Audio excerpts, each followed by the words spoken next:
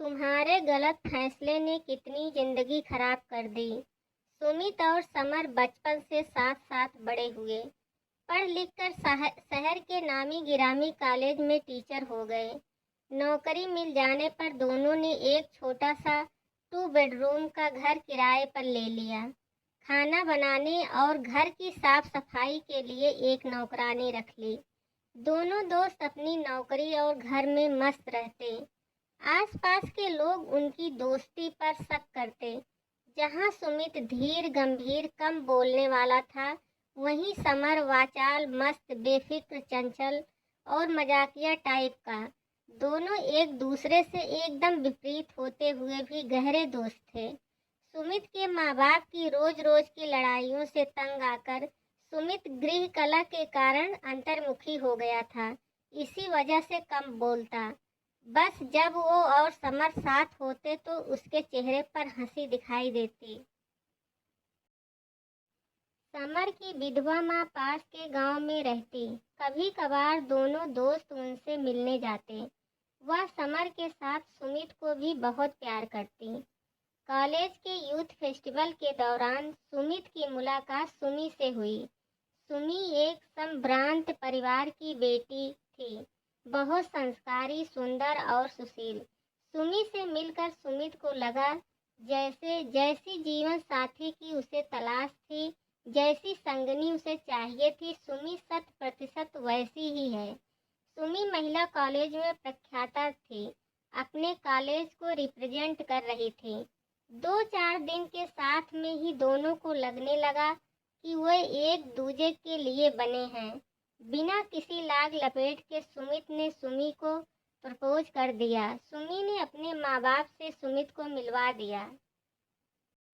सुमित ने सबसे पहले सुमी को समर और उसकी माँ से मिलवाया, यह कहकर कि मेरा असली परिवार यही है। समर के पैर तो जैसे जमीन पर पड़ नहीं रहे थे। ब्याह की पूरी रस्मों के दौरान वह सुमी से मजाक करता रहा। कभी कहता, मैं और सुमित 2 जिस्म एक जान है। मैं तुम्हें भाभी कहने से रहा। मेरा भी उसी तरह ख्याल रखना पड़ेगा जैसा सुमित का रखोगी। ब्याह हो गया। समर ने अलग घर ले लिया, पर उसने घर सजाने का जिम्मा सुमी को दे दिया। पर्दे, सोफा, बेड सब सुमी ने पसंद कर दिया। समर सुमी के बनाए खाने की तारीफ के पुल बांटता रहता। समर की माँ अक्सर सुमी से कहती कि जल्दी से समर का भी घर बसवा दो। तब समर कहता, सुमी, अपने जैसी लड़की दिला दो तो कल ही दूल्हा बन जाऊं। सुमी की कोई बहन भी नहीं वरना उसी को ब्याह लाता। सुमी कभी कभार समर की हर वक्त की तारीफें सुनकर असहज हो जाती। समर मजाक करता तो सुमी की नज़र सुमित पर जाती, जो उसे लगता सुमित कह कुछ नहीं रहा, पर उसे पसंद नहीं आ रहा। सुमित सुमी को जी जान से प्यार करता था। उन दोनों के बीच तीसरे की उपस्थिति उसे बर्दाश्त नहीं होती थी। समर रोजाना ही सुमित के घर चक्कर लगा लेता था। फरमाइश करके अपनी मनपसंद डिश बनवाता और घंटों सुमित और सुमी के साथ समय व्यतीत करता। ब्याह के पहले वो छुट्टी के दिन कभी लॉन्ग ड्राइव पर, कभी पिकनिक पर जाते। तो ब्याह के बाद जब समर भी उनके साथ जाता तो सुमित को बिल्कुल अच्छा नहीं लगता। प्रोग्राम बनने पर वह किसी न किसी बहाने कैंसिल कर देता। सुमी की वजह पूछने पर वह कहता कि सुमी उसे घर आने को मना कर दिया करे। इस पर सुमी कहती, दोस्त उसका है, यह कैसे मना करे। करना है तो सुमित उसे ना आने को कहे। बिना किसी वजह के सुमित और सुमी के बीच अजीब सी दूरी आने लगी थी। और तो और सुमित को लगने लगा था कहीं दोनों के बीच कुछ चल तो नहीं रहा। वह कामवाली को भी चुपके से पूछता, कहीं समर उसके पीछे घर तो नहीं आता। शक का बीज सुमित के दिल में धीरे धीरे अंकुरित हो रहा था। कई दिन से सुबह उठकर सुमी को लगता उसकी तबीयत ठीक नहीं है। उसकी बचपन की सहेली रेखा गायनोकोलॉजिस्ट थी। पास में ही उसका क्लिनिक था। उसने सोचा रेखा को मिल भी लेगी, चेकअप भी करा लेगी। वह ऑटो से गई, चेकअप कराया तो पता चला वह प्रेग्नेंट है। सुमी का तो खुशी के मारे ठिकाना नहीं रहा। रेखा ने फोन उठाकर सुमित को खबर देना चाही तो सुमी ने कहा इतनी बड़ी खुशी वह खुद सुमित को देगी। उसे बेटी का बहुत शौक है, वह बहुत खुश होगा। क्लिनिक से निकली तो थोड़ी दूर पर देखा समर की कार खड़ी है। भरी दोपहरी में समर मैकेनिक का इंतजार कर रहा था। सुमी ने कहा इतनी धूप में खड़े रहने से अच्छा है घर चलो, मैकेनिक गाड़ी ठीक करके पहुंचा देगा, खाना खाकर निकल जाना। समर आ गया। सुमी बहुत खुश नजर आ रही। उसने घर आकर खाना लगवाया। समर खाना खाकर निकलने ही वाला था कि सुमित जो अपनी कोई फाइल ढूंढ रहा था घर आ पहुंचा। समर को देखते ही उसका पारा 7वें आसमान पर जा चढ़ा। गुस्से से उसका मुंह लाल हो गया। सुमी ने पहली बार सुमित का ये रूप देखा था। वह जोर से चिल्लाया, कब से ये रास लीला चल रही है?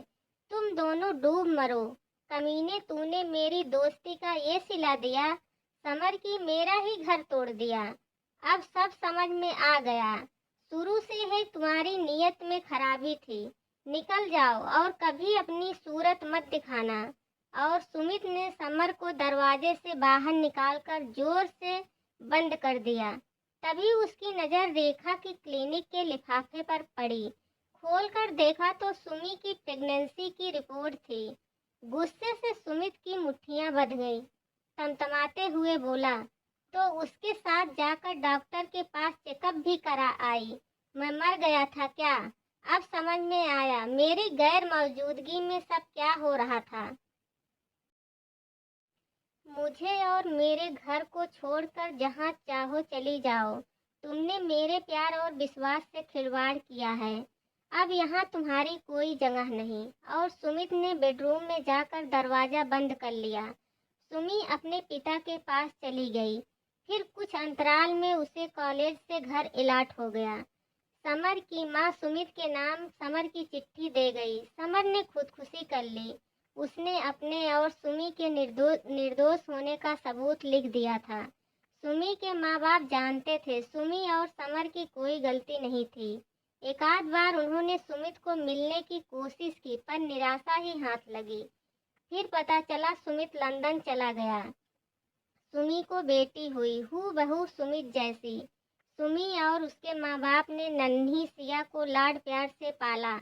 सिया कुछ बड़ी हुई तो सुमी से पूछती, सबके पापा हैं, मेरे पापा कहाँ हैं? सुमी कह देती नहीं है। सिया 11वीं क्लास में आई तो उसका एडमिशन शहर के सबसे अच्छे कॉलेज में कराया। सिया पहले दिन कॉलेज गई तो सुबह की असेंबली के बाद स्कूल के नए प्रिंसिपल ने आगे की लाइन में खड़ी सिया को बुलाकर उसका नाम पूछा। नाम सुनते ही वह चौंक गए। यही नाम तो उसने और सुमी ने अपनी बेटी के लिए सोचा था। उनकी आंखें भर आईं। आंसू पोंछने के लिए चेहरे पर लगा मोटा चश्मा उतारा तो सिया के मुंह से पापा सुनकर स्तब्ध रह गए। सिया ने कहा, उसने मम्मा के पास अपने पापा की फोटो देखी है, आप बिल्कुल वैसे हो, पर मम्मा ने तो कहा था मेरे पापा नहीं हैं। सुनकर सुमित दुखी हो उठा कि सुमी के लिए मैं मर चुका हूँ। सुमित सिया को लेकर सुमी के घर आया। सुमी के चेहरे पर चश्मा और बालों में चांदी सी चमकती सफेदी के अलावा कुछ भी नहीं बदला था। वह वैसी ही सौम्य शांत दिख रही थी।